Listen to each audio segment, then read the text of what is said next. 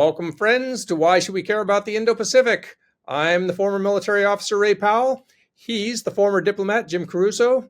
He's got the brains, I've got the looks. So let's chat about this century's most dynamic region with yet another brilliant guest. Jim, remember how last time we talked, I was back in the U.S.? That was fun. Well, it's nice to have you touch down every so often, and now you're back in Manila. And I clearly, am. since both Hanscom and I have glasses, and you think you're the best looking one here, you might want to look into a pair of specs. In any What? case, yeah, and hearing aids. In any case, I'm very pleased to welcome another former diplomat, an old colleague of mine, Hanscom Smith. Hanscom had a long, distinguished career as a diplomat with the U.S. State Department, culminating in as being Consul General in Hong Kong. And now he's associated with Yale and Center for Strategic International Studies, the last redoubt of former diplomats. So Hanscom, welcome. Glad to have you on with us. And we're going to launch right at you and ask you the question, why should anyone care about the future of Hong Kong? It's already been absorbed by China. It's a lost cause. Great. Well, Ray and Jim, thank you both very much. Good to be with you. And it's so important, I think, to discuss Hong Kong and to understand Hong Kong on many fronts. First of all, because of Hong Kongers themselves. Many people have left Hong Kong over the last several years for a variety of reasons, but the vast majority of Hong Kongers are staying there. And their city is very different from the Hong Kong that existed before 2019. I think we should care about Hong Kong, first of all, because Hong Kong's status is international. In preparation for the return of Hong Kong's sovereignty to China, the United Kingdom and mainland China agreed on its status. And the Sino-British Joint Declaration is an international treaty that's registered in the United Nations. So Hong Kong is part of China, but it's also a very international city in which the United States and many other foreign partners played a really key role in helping to support the viability of what in 1997 was a new concept, one country, two systems. Hong Kong, part of China, but maintaining by treaty a high degree of autonomy for 50 years after the resumption of mainland China's sovereignty. So Hong Kong status is international. Hong Kongers themselves are important, naturally. And then from an American perspective, we have huge interests in Hong Kong. There is a massive American community resident in Hong Kong. It's one of the biggest overseas U.S. communities in the world. The statistics have shifted, but I believe the latest puts it at over 80,000 Americans. And it's also one of our biggest trading relationships. It's one of our biggest, if not the single biggest, trade surpluses we run anywhere in the world, over $20 billion.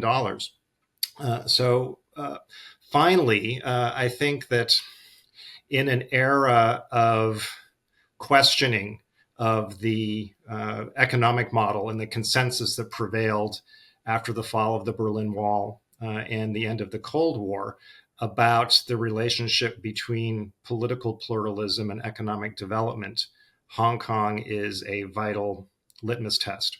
Hong Kong is the most developed, richest part of China. And in the past, the assumption was that Hong Kong's openness and development would be a model for the mainland's evolution. Hong Kong, in many ways, remains an extremely successful economy. I would argue, however, that the changes over the last several years make it less competitive and, unfortunately, a less certain economic destination. And that has implications for all of Hong Kong's partners, and I think also implications for where the mainland is going to go. Hong Kong is a developed international services hub, and the mainland isn't. So the broader implications of the model and the relationship between political pluralism and openness and economic development, I think, are also key when we talk about Hong Kong. So, Hanscom, you talked about one country, two systems. And I think for those of us who watch from a distance, we sort of just looked at what happened in 2019 and said, well, that's over. Um, to what extent is it still two systems? And does Beijing expect it to remain to whatever extent two systems, or or is it over, or will it soon be over? Hong Kong's autonomy has been eroded since 2019, but that doesn't mean that it is the same as mainland China. And I think that's a very important point to make. My most recent visit to Hong Kong was in May, a few months ago, where I was able to spend a week there. So Hong Kong continues to have a very different economic system from mainland China. It's much more open economically. The biggest change since 2019 has been the erosion of political and social autonomy. So civil society, the political opposition are no longer as vibrant, or in many cases have been constrained. There are serious concerns about certainty related to judicial independence and the rule of law that had always been one of Hong Kong's strongest calling cards. So it's definitely not the Hong Kong that we saw before 2019. However, despite all of the significant setbacks, it also remains a very different environment than the mainland.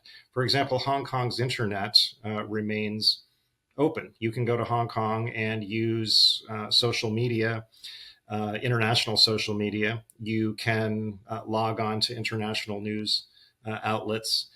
Freedom of religion is much more respected in many ways in Hong Kong than I think it is on the mainland. And while press freedom has suffered some significant setbacks in recent years, the media environment remains more open than the mainland. This is all relative.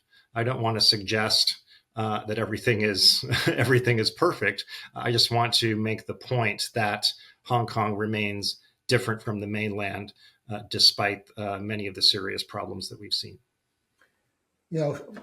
Many of us comforted ourselves in 2019 with the idea that China wouldn't want to kill the golden goose of Hong Kong. It was too important economically. But I think what we are seeing is President Xi values control over economic growth greatly. And I think we're seeing as a result of that a lot of businesses are leaving Hong Kong. A lot of Chinese money that was in Hong Kong is leaving the country. And if I'm a businessman, and you mentioned judicial independence is not what it was, if I can't trust rule of law, do I really want to invest in Hong Kong? I might as well invest in China. So what's your outlook for going forward with the business community? So I think that's also a very key point to look at in more detail, Jim, because when I talk to many friends outside of Hong Kong, the assumption is that international businesses have been fleeing Hong Kong in droves. And in practice, that's not the case. I think there has been an ongoing erosion of Hong Kong's competitiveness as a hub for decades, frankly. And some of that may have been accelerated, particularly because of the very strict COVID restrictions, in addition to the political instability and uncertainty and things like the rule of law. But relatively few major firms are actually leaving Hong Kong. There are still over, I believe, 1,200 American businesses in Hong Kong, and 250 or so of those use Hong Kong as their regional hub. You've certainly seen incrementally a greater mainland business presence in Hong Kong. Hong Kong's economy, compared to a couple of decades ago, is relatively less diverse. So in the past, you saw Hong Kong playing a relatively greater role as a port, logistics, also culturally. Some of us remember when the Hong Kong film industry was more dominant regionally.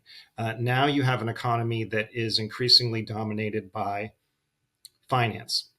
And even with the setbacks of recent years, there really is not a hub that can vie with Hong Kong as a platform with the talent pool for servicing the mainland as a financial hub. And certainly, when I left Hong Kong 2 years ago, even in the midst of the COVID restrictions, many major U.S. financial firms were actually expanding their presence in Hong Kong to take advantage of opportunities on the mainland. You recently wrote a piece that suggested strongly that the U.S. and the West should treat Hong Kong differently than it treats the mainland because it's in our interest to do so, that it's important that we play a role in trying to keep Hong Kong as different as possible, or as perhaps as international as possible. I guess the question is, how does that work? I mean, it seems like, again, to an outsider, it would seem like Xi Jinping ultimately is the one who gets to decide how international Hong Kong is going to be. And what does it matter how the West, treats Hong Kong if in the end we don't get to make the choice?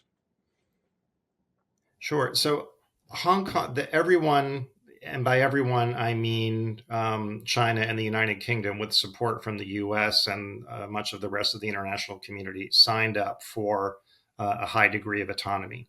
Hong Kong has lost a great deal, but not all of that autonomy.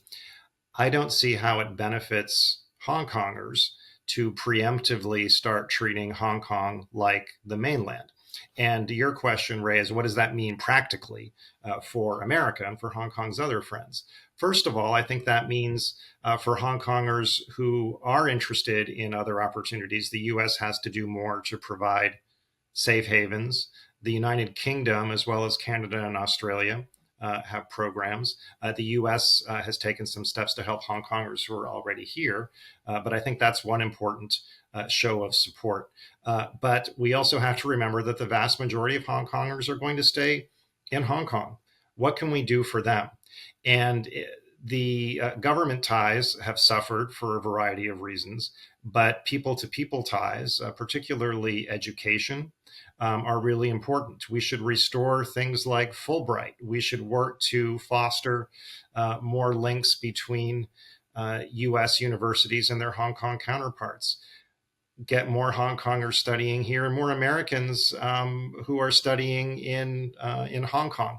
Those types of practical steps, while individually they may seem relatively small bore, in fact add up, I think, to a show of support to help Hong Kong try to hold on to what's left and ultimately regain that sense of autonomy and the international status that it enjoyed before 2019.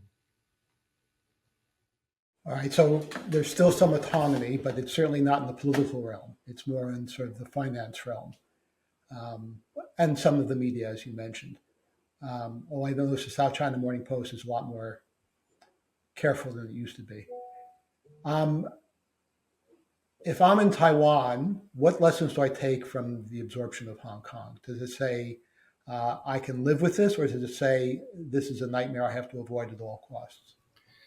Well, there was a time when I think there was some interest in advancing something like one country, two systems as a potential option for Taiwan. That wasn't necessarily something that was widely held on Taiwan, but at least on the mainland. I think the treatment of Hong Kong, of course, has been seen as something that's very troubling to many of the mainland's partners.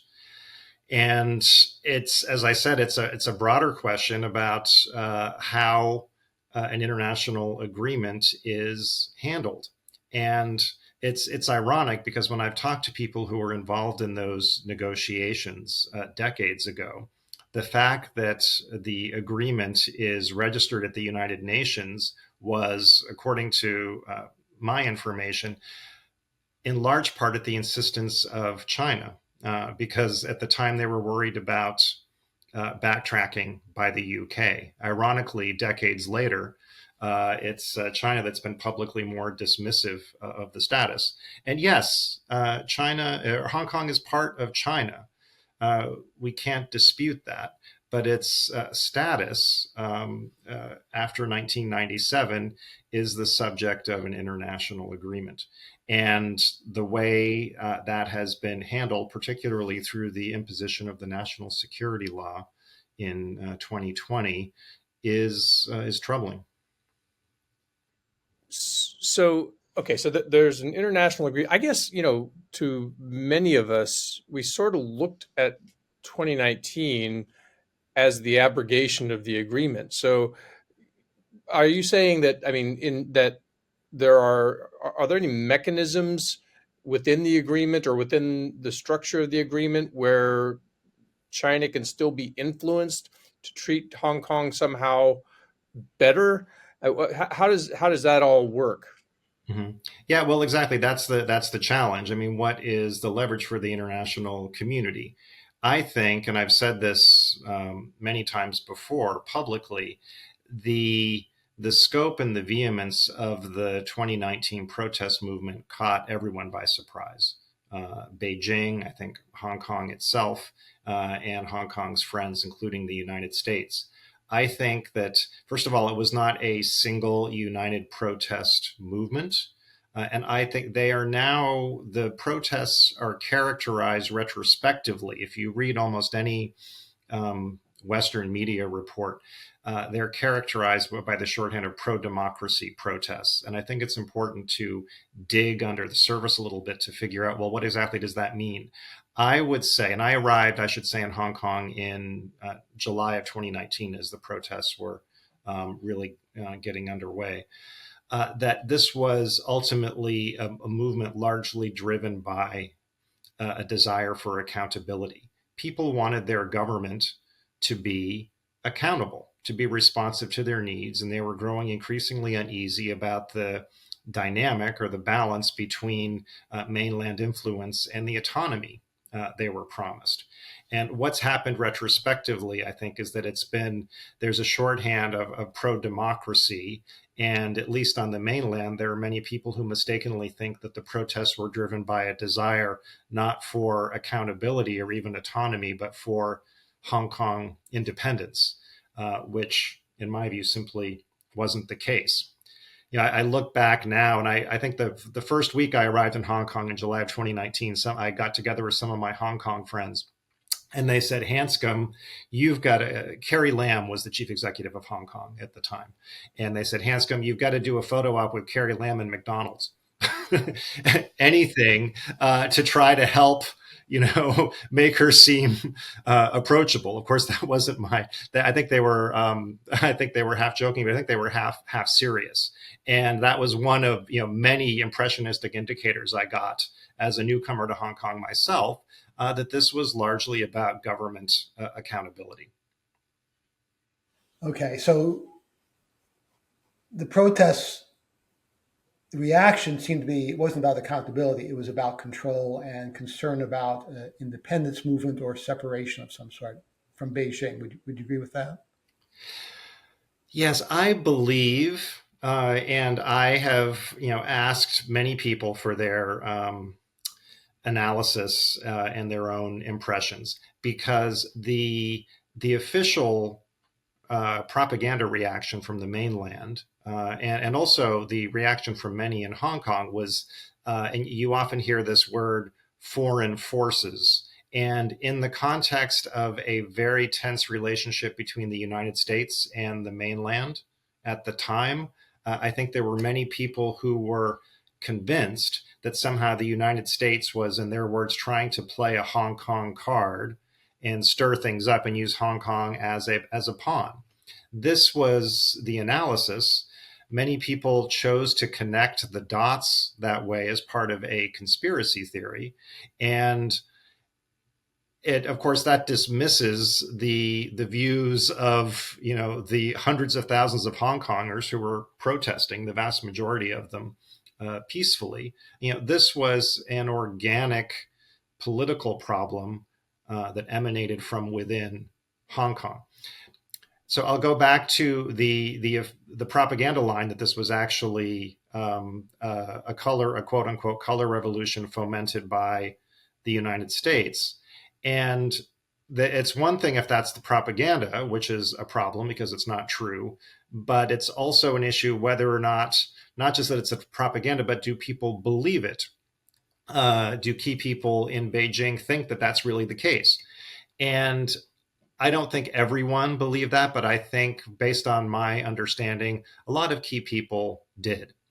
So, if your strong belief is that that's really what's happening on the ground, and we tried strenuously, publicly and privately, to refute that, but in an atmosphere of distrust and bilateral tension, it became really difficult to overcome. So you had, as I said, people who were just startled by the scope and the vehemence of the protests. I think a reaction that, okay, there must be something afoot, manipulated by quote unquote foreign forces. And the response, as you said, Jim, was largely driven by a desire for political control. You see a huge rhetorical emphasis on national security without that, I think, actually being clearly defined. A lot of emphasis on stability. Again, without that, I think a very different idea of what we would here in the United States describe as stability, and also a huge focus on patriotism. And all from a very different perspective and a very different approach than what those words would mean, I think, to us as Americans. So Hanscom, from speaking of tension and distrust, the U.S. China relationship continues, of course, down that road. And for those of us who are, you end up in the security space a lot, I think, we look at these things with a more jaundiced eye, right? And so we look at if, treating Hong Kong as if it's still the same international city, or at least close to the same international city it was before, sounds almost like maybe we're enabling China, or sort of letting it have its cake and eat it too, by removing some of the political autonomy and yet still giving it that financial or those other benefits. And so tell me why that's the wrong way to look at this. Yeah, I'm all ears. Yeah. sure. Well, first of all, back in the 1990s, Congress passed something called the Hong Kong Policy Act, and that was the legal framework for the United States to help support one country, two systems. By treating Hong Kong differently, that would help make it different. Now, in the wake of the imposition of the national security law in 2020, under the Hong Kong Policy Act, the United States, I think, understandably, removed a lot of the different areas of differential treatment. Not all of them, but many of them. And so it's not correct to say that there hasn't been a policy response in the U.S. treatment of Hong Kong after 2020 is different from before under the Hong Kong Policy Act. But I think you have to draw a distinction between the Hong Kong government and the central government in Beijing and Hong Kongers themselves. And so that's why I think it's important to engage in the ways that I spoke of before, through educational, cultural, civil society, and yes, business ties. Hong Kong remains a very important hub, and a lot of the things that are important to international businesses, American businesses, like the free flow of information, transparency, the rule of law, accountability, yes, those are business values, but they're a key part of what was always a successful Hong Kong model. All right, I would still argue that some of those key aspects are being at least eroded, if not gone.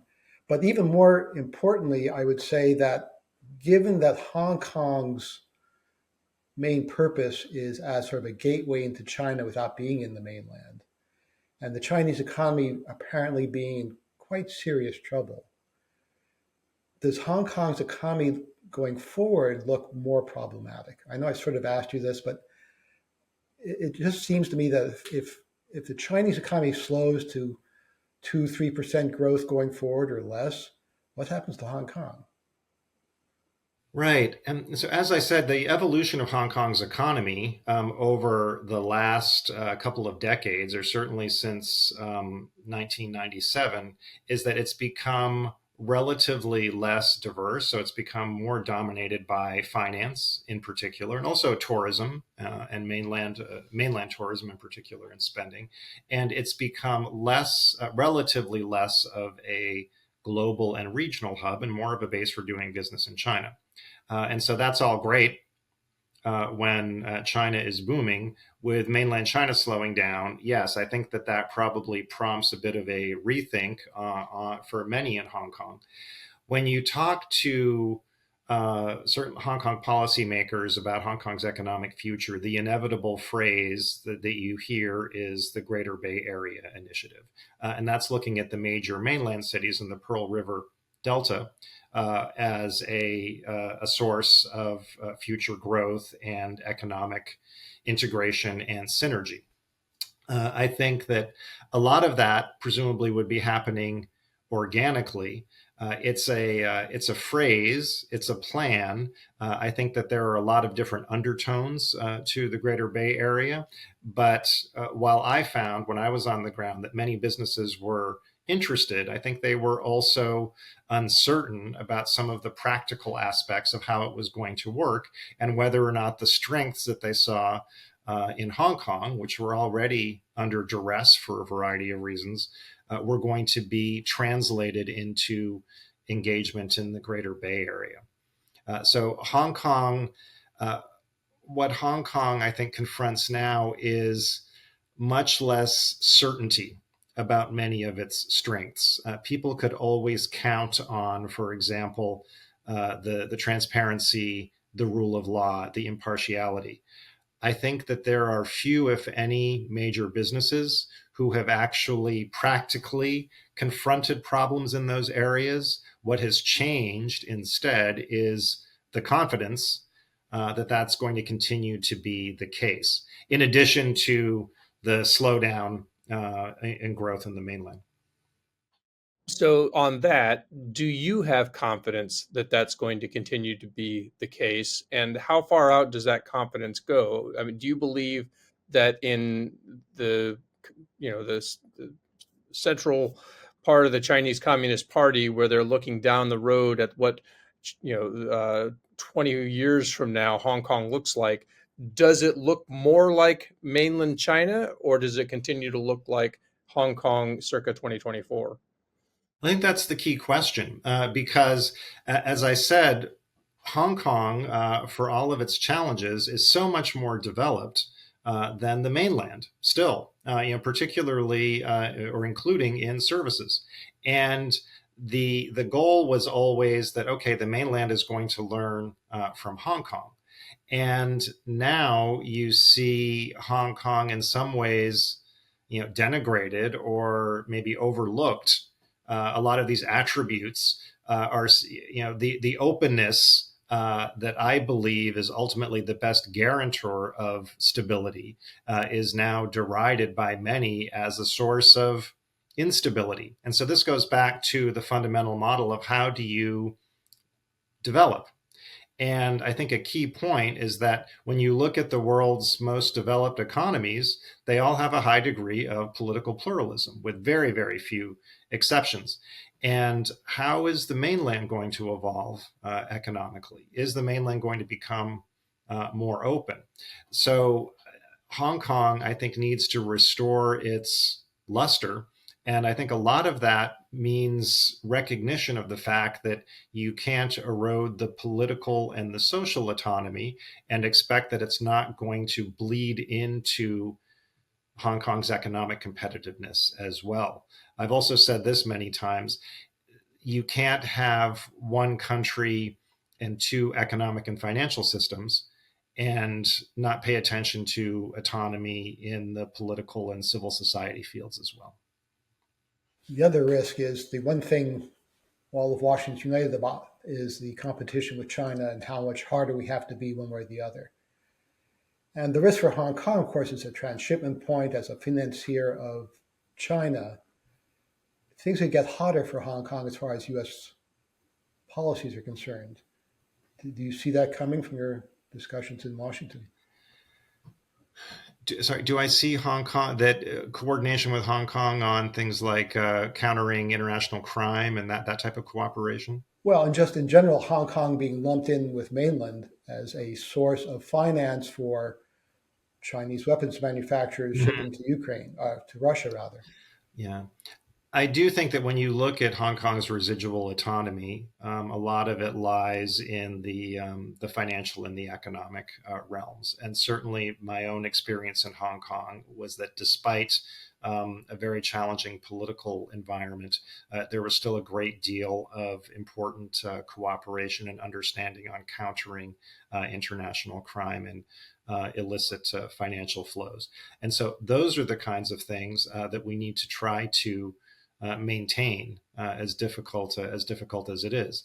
And as I said before, if you continue to chip away at autonomy on all fronts, all of these areas are ultimately quite linked, and you can't maintain the integrity of different aspects of Hong Kong's systems on one end if you don't have the political and civil society autonomy to back them up.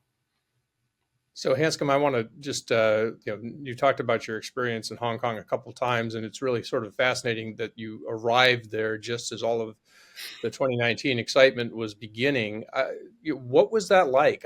You had obviously a very key role there as the chief diplomat, America's chief diplomat, and the overseer of, American interests, American citizens, American businesses. Yeah. Did you get much sleep? How did that period of time go for you? Do you have a yellow umbrella? Sorry? Do you have a yellow umbrella? Yeah. So I think what was really, first of all, I should say that Hong Kong is traditionally the very nice place you go after you've been through a challenging other assignment, and that no one was really into. I thought that I was going to be spending my time promoting American business and educational exchange and those sorts of things. And Hong Kong was, and in many ways still is, an extremely comfortable place. And unlike many other hubs, people stay there not just for years, expats, I mean, but for decades. And so you have this massive American community, many of them who had been there for 20 or 30 years. Hong Kong hadn't really been on the radar screen. The one country, two systems certainly had its challenges, but it had become part of the landscape. And I don't think that the policy community was focused on Hong Kong. As I said, I don't think people were expecting the protest movement to be so large and to turn out the way that it did. So when I arrived, and you look at many people on the ground, there was a sense of maybe confusion, misunderstanding, in some cases denial. This is not the Hong Kong that I expected, or it's not affecting me personally. So sometimes people on the ground tended to underreact to what was going on. And then colleagues back in Washington are flipping on a TV set and seeing the most lurid clips of protests and later on in the year, violence. They start to overreact. And so I spent a lot of my time working with the consulate team on making certain that we were in touch with the American community, a massive American community. And our first responsibility is always to support them and to maintain their safety. The Hong Kong government was clearly overwhelmed and in crisis. No one knew what was happening. So it was a very uncertain, fluid time. And my job was to get the consulate on a very different footing because the situation had changed dramatically, make certain there was good communication and also trust with Washington so that Washington understood that we were on top of the situation and taking it seriously. And the challenging part as the situation evolved, of course, was to overcome not just the propaganda, but the reality of how people saw our role politically. So it was not the Hong Kong experience that I was I was imagining when I arrived there. So it's always interested me is your consular district also included Macau, Yes, and Macau had nothing.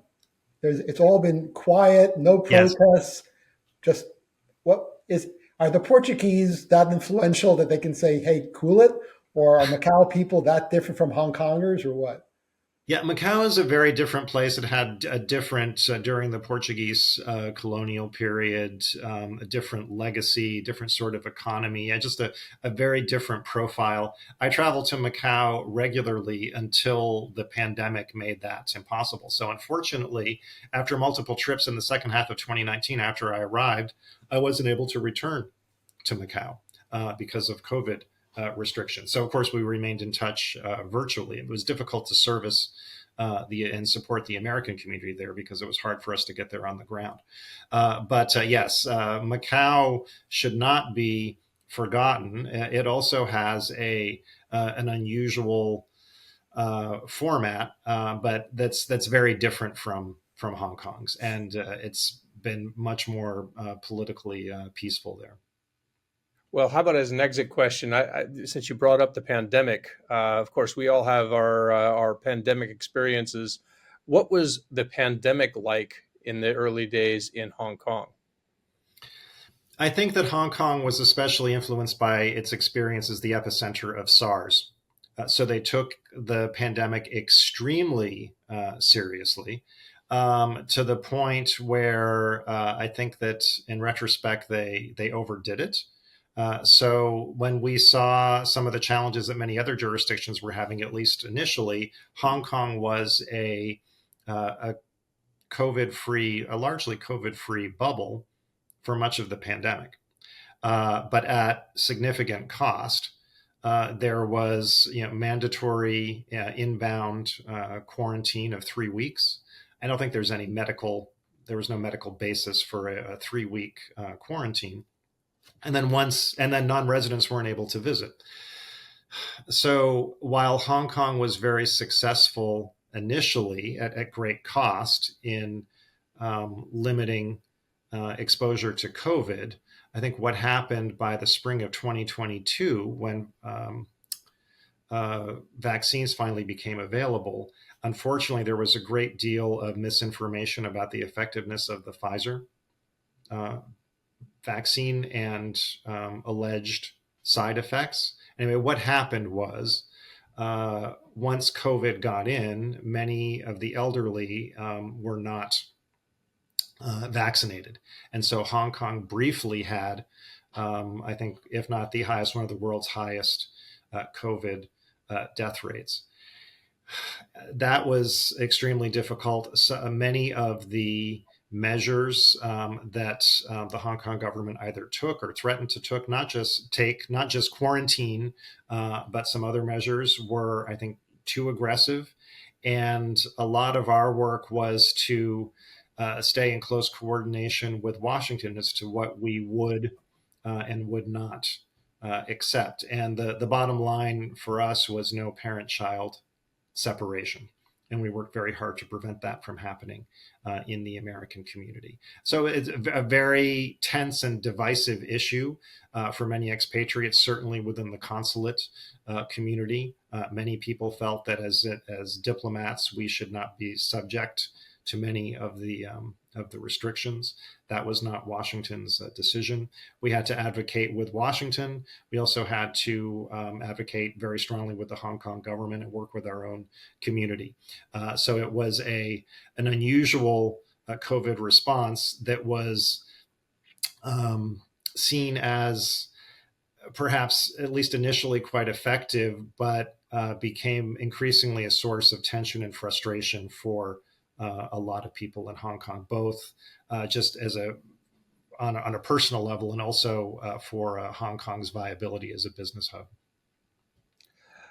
Well, on that happy note, we do want to thank you, Malcolm Hanscom Smith, for being with us. It's been really educational for those of us who haven't spent a lot of time in Hong Kong. I myself have only been through the airport, and given the way that the government in Beijing currently looks at me, I probably will not go through that airport anymore, just out of personal precautions.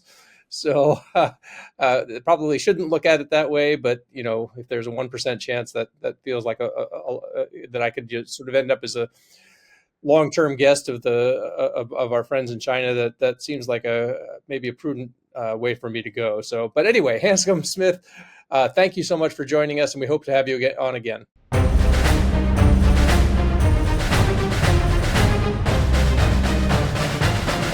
So it is now several weeks after our original interview with Hanscom Smith, former Consul General to Hong Kong.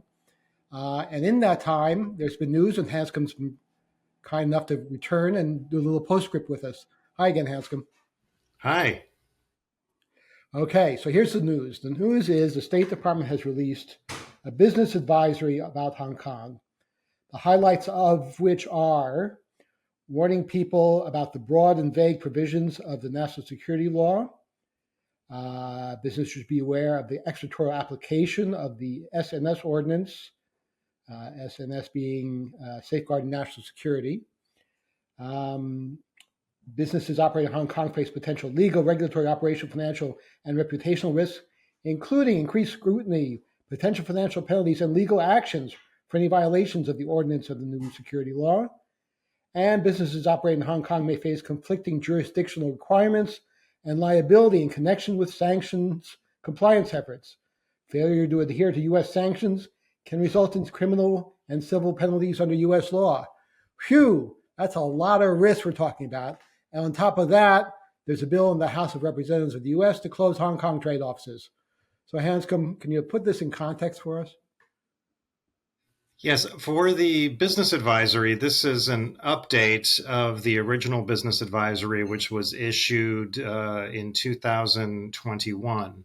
And it reflects changes to the legal landscape in Hong Kong, particularly Article 23 national security legislation and the Safeguarding National Security Law.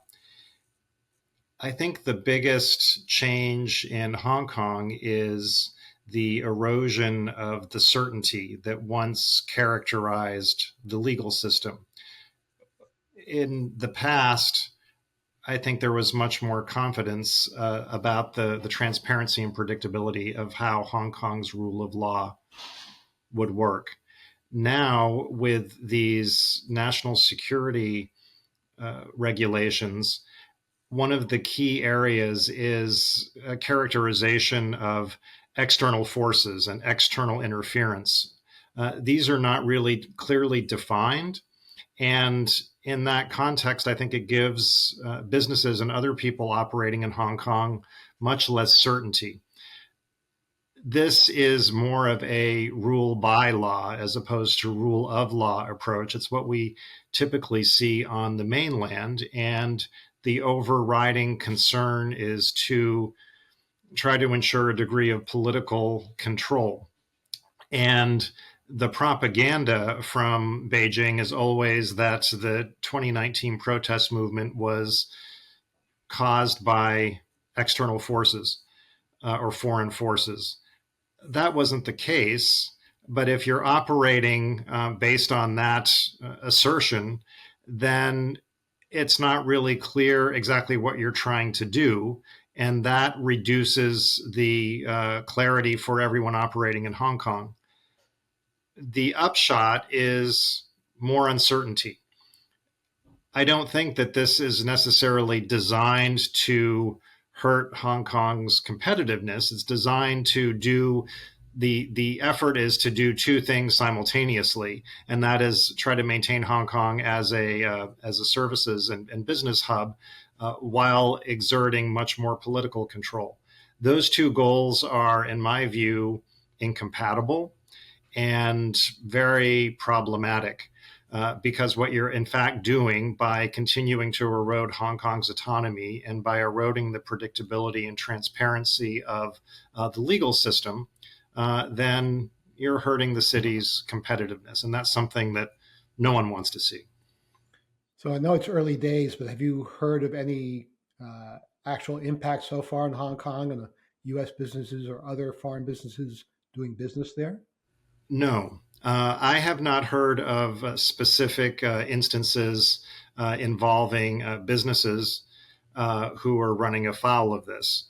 I think that but I do know privately from not just businesses, but also educational institutions, civil society, a lot of people have questions because they don't know whether or not this could apply to them. So that affects their planning. So there are some private concerns, but I haven't heard of any specific cases yet involving an American business. Do you know if the Hong Kong government is reaching out to foreign businesses in Hong Kong to try and reassure them in any way? I know that they have in the past. I think the message privately that's been transmitted before is, we don't mean you. In other words, talking to business associations, this isn't going to affect you.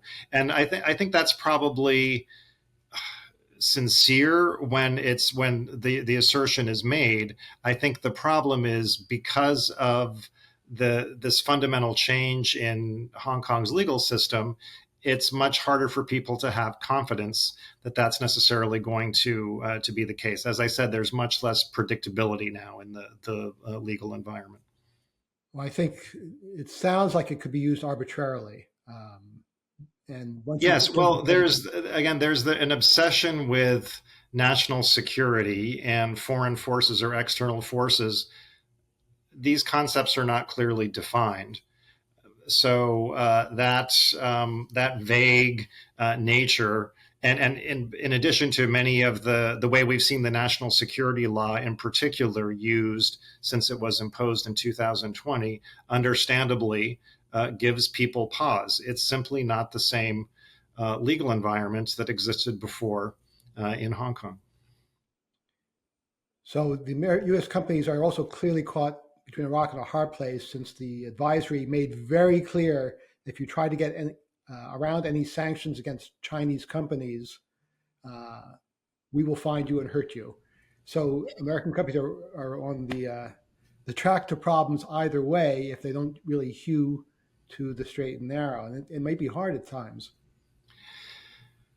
I know that when I was on the ground in Hong Kong, soon after the national security law was imposed, and also in the wake of U.S. sanctions affecting Hong Kong and mainland officials, a lot of American businesses, of course, wanted to do the right thing. They wanted to continue to operate in Hong Kong and not run afoul of course, of U.S. law. Or of local legislation. And so there was a great deal of behind the scenes questioning, planning, and as I said, much more uncertainty about the legal environment. Well, on top of that, now there's a bill in the House, as I mentioned, to close the Hong Kong trade offices. I think there are 3 in the U.S. Now, we talked last time about the need to maintain some sort of contact with Hong Kong and continue at least the people-to-people ties. How will this affect the relationship between Hong Kong and U.S. and maintaining some sort of relationship?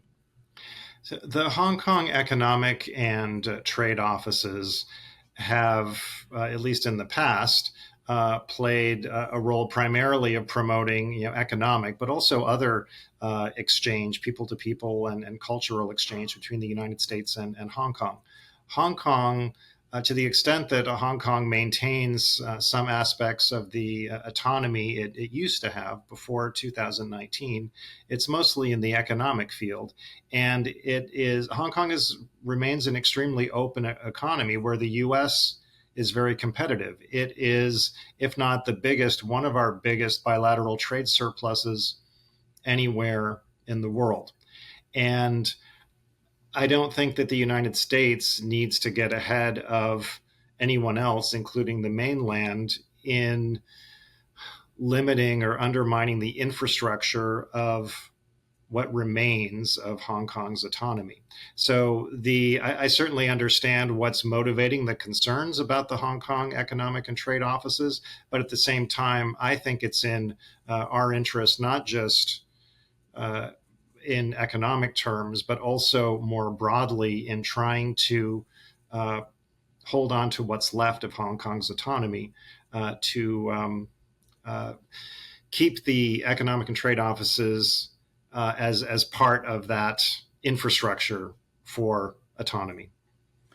Now, they just brought to trial a young man for wearing what they call a seditious T-shirt, which says something like "Freedom for Hong Kong." So this is going to make it even harder as people decry the human rights violations that are implied in that sort of activity. So I hope we can find some way through this, but it's not looking good.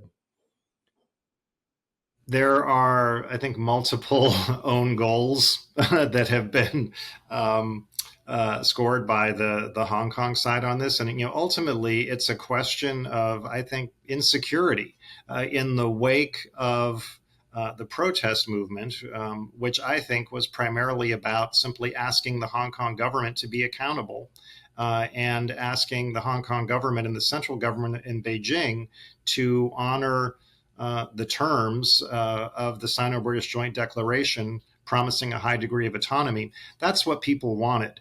And that ultimately is the source of stability.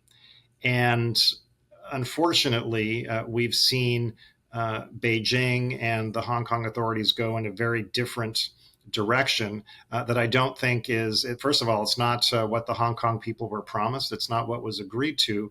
And it's not in Hong Kong's interest. Okay, well, we'll leave it with that. Trajectory is all wrong, but we need to keep finding the way to try and work with this. Hanscom Smith, thanks again for joining us. We had this episode in lieu of our usual back and forth with Ray. No story today. This story with you, Hanscom, beats any of ours anyway. So thanks again for joining us for Indo-Pacific podcast, and listen to us on YouTube, whatever your favorite streaming service is, and we'll be back again next week. Thanks again.